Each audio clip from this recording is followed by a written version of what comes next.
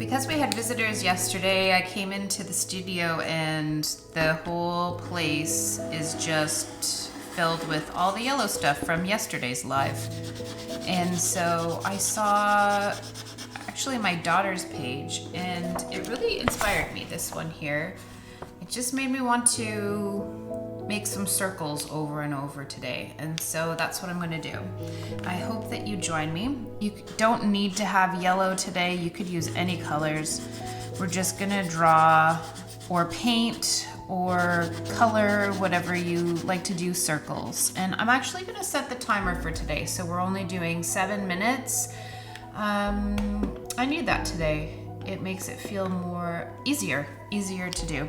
So 7 minutes on the clock of circle drawing, and that's it. I have been gardening a lot the last few weeks.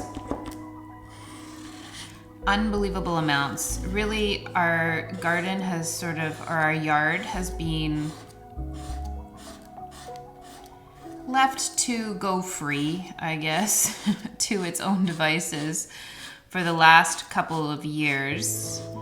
And now I'm trying to get it a little bit more tamed, I guess.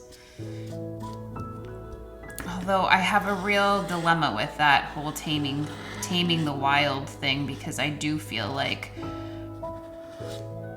there's a lot of that happening in society today, and I think that how we feel about ourselves can be reflected by our environment. So I whenever I'm pulling weeds or taming the wild,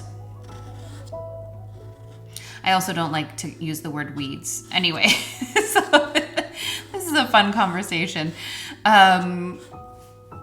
Anyway, I'm really coming up against like little internal dilemmas as I try and tame the wild.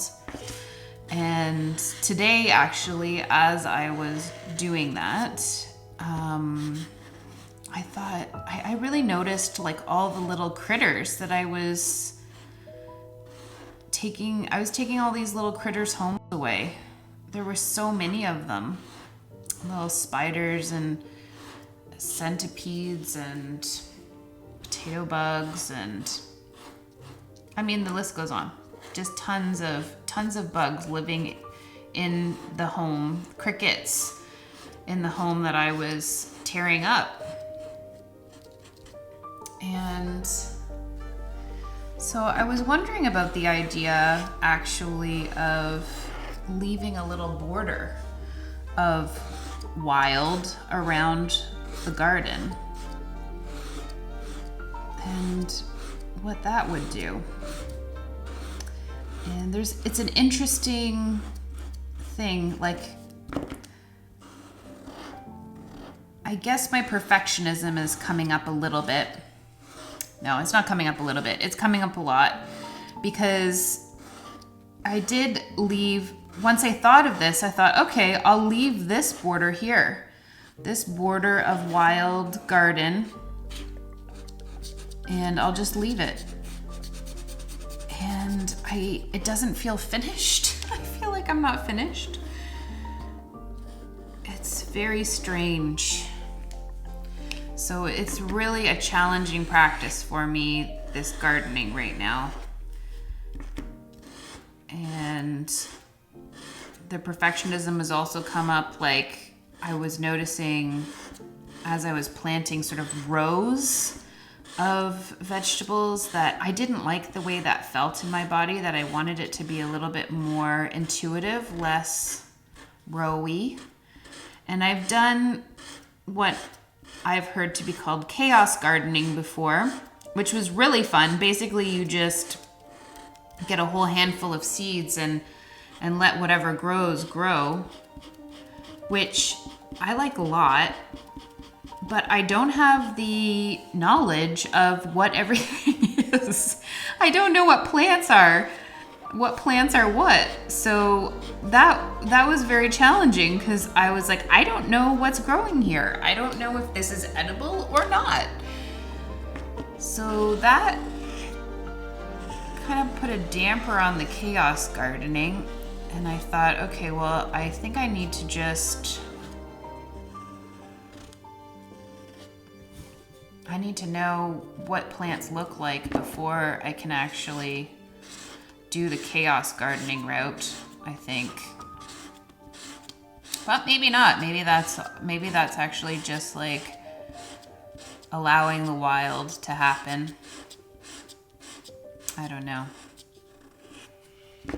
All these dilemmas, internal dilemmas. Are you a gardener? I'd love to hear, if you're a gardener, how you garden. Do you put things in perfectly? Do you like to chaos garden? How do you feel about leaving wild parts in your garden? I don't know. It is because it's continuously going. It's really good. It's a really good practice for me right now. And if you are a gardener, does your perfectionism show up in the garden? I'm curious about that too. I find it so fascinating too how much you can tell about someone's personality by the comments they make on your garden. So we've been in a bit of a transition, and you know, when it comes to creating anything, gardens included, the middle parts are always messy. The process is not it's not neat and tidy. It takes time and effort, and some people like to rush their way through that process. And I, at a time, was one of them. And there are things that I rushed through the process. But for making a vegetable garden, I really wanted to make sure that it was fun for me, that I'm only doing it if it's fun for me and not if it just feels like another chore, another thing to add on the list, the to-do list. And so it's been interesting listening to the neighbors' comments as we go through this process. Some people love the process. They think it's really awesome. And other people call the bylaw officers on us because we have a thistle growing unknowingly. So everyone's different. Everyone has a different relationship with chaos.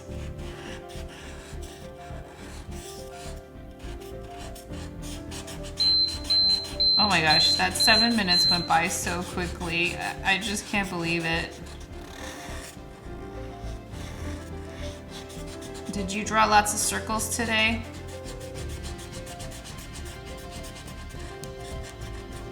How did it go? How did it feel? I barely even got started. I didn't even get any of the gold circles that I wanted to do. So maybe I'll pick this up again tomorrow as my scribble practice. But I will say that doing the circles was really relaxing. If you'd like to keep creating and you don't feel like continuing creating with the circles, click on this video right here.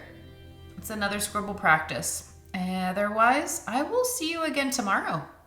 Okay, bye for now.